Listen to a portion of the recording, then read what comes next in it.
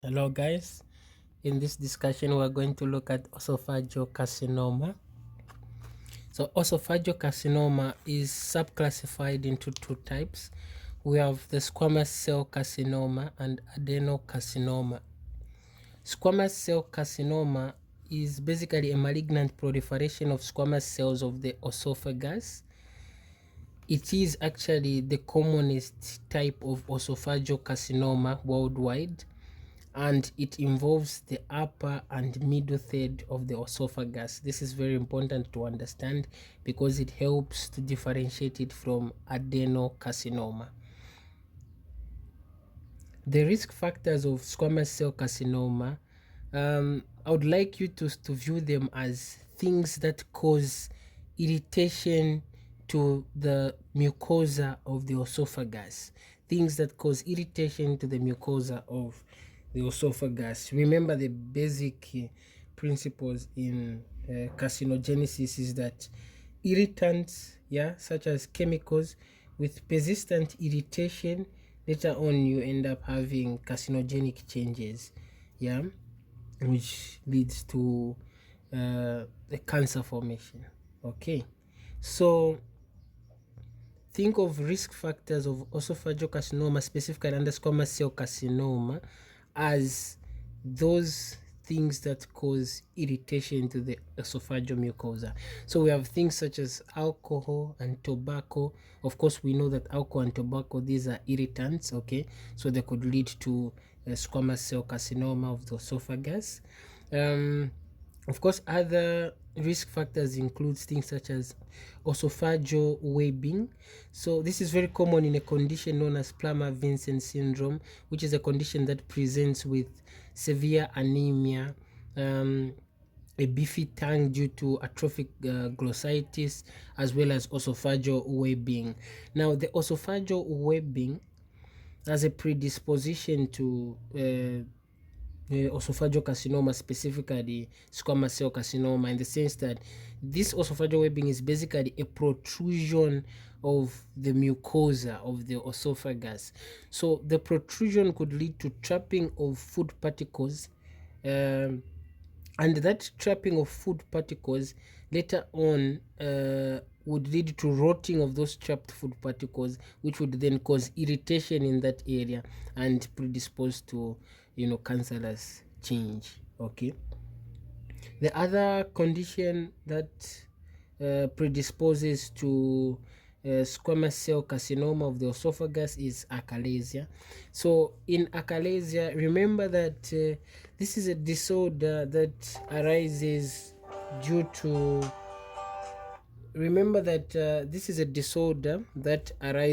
to damage to the ganglion cells of the mesenteric plexus, which later on leads to disordered esophageal motility with inability to relax the lower esophageal sphincter. So due to that inability to relax the lower esophageal sphincter, later on you can end up having food substances accumulating at the region of the lower esophageal sphincter, which would then rot and cause irritation and lead to squamous cell carcinoma of the esophagus with that persistent irritation, of course. So yeah, basically that's that. The other risk factor to squamous cell carcinoma of the esophagus includes esophageal injury. So now this esophageal injury can be due to chemicals, can be due to chemicals, or in other cases this injury can also occur due to ingestion of very hot tea. So in regions where individuals drink very hot tea, they have that predisposition to esophageal carcinoma, specifically squamous cell carcinoma. Okay, so basically those are the risk factors of squamous cell carcinoma. The other type of esophageal carcinoma that we've mentioned is adenocarcinoma. So remember that an adenocarcinoma is a malignant proliferation of glands. Okay, this malignant proliferation of glands is actually most common type of esophageal carcinoma in the West, and it occurs due to Barrett's esophagus. Okay, and yeah, okay, let me just repeat that. So adenocarcinoma of the esophagus, this usually occurs due to Barrett's esophagus. Now, let me briefly explain what this Barrett's esophagus is all about. So now, Barrett's esophagus, it is a metaplastic change, yeah, which occurs as part of the adaptive mechanism due to persistent irritation of the esophageal mucosa. This change occurs where the normal squamous cell or the normal squamous cell epithelium of the esophagus changes into a non-ciliated columnar epithelial cell with globulate cells, okay, which is similar to that of the stomach.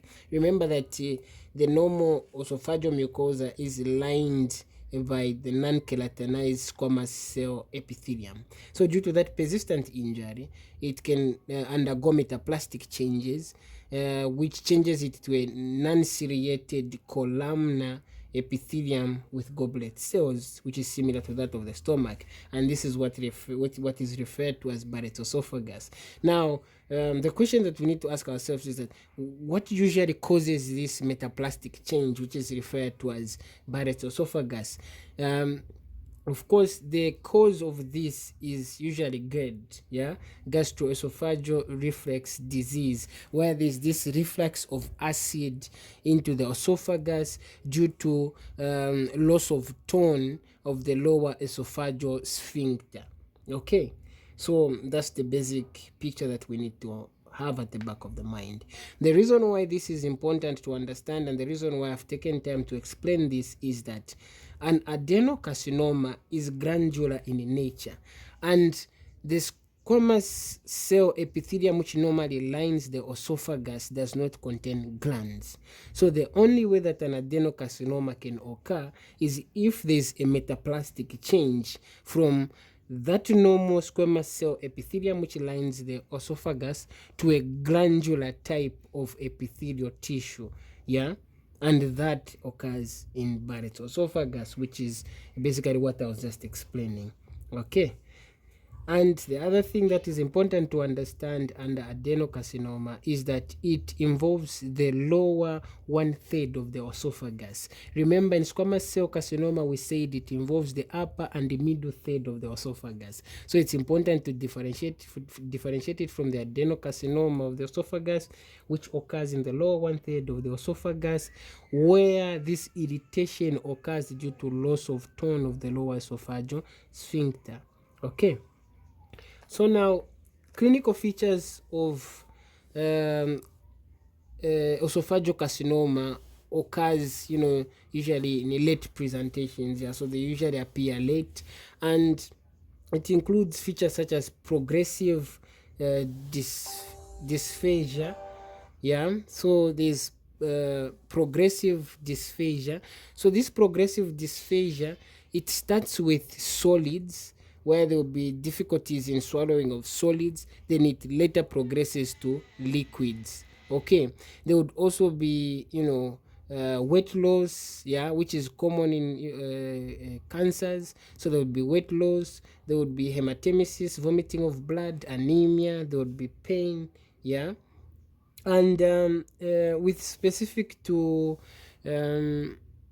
a squamous cell carcinoma, remember that it occurs in the upper and the middle third of the esophagus. So in this type of esophageal carcinoma, which is the squamous cell carcinoma, there could be features such as hoarseness of the voice due to laryngeal nerve invasion, okay, and there could also be a cough due to tracheal invasion. Yeah, when there is invasion of the trachea, someone would present with a cough. Okay, so now the last part that I'd like to look at before we conclude is that the regions of the lymph nodes that are usually involved when there's spread of this esophageal carcinoma are also important to understand, because regional lymph nodes that are involved depend on which type and where it is located specifically on the esophagus.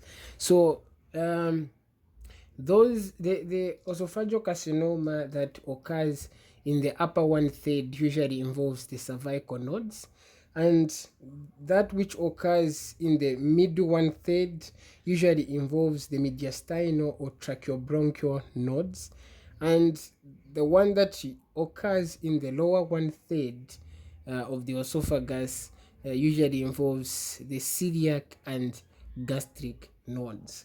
Very important to understand. And when I talk of upper, middle, lower third, you already understand, because upper and middle third of the esophagus involvement occurs commonly in squamous cell carcinoma, and the lower one third in adenocarcinoma.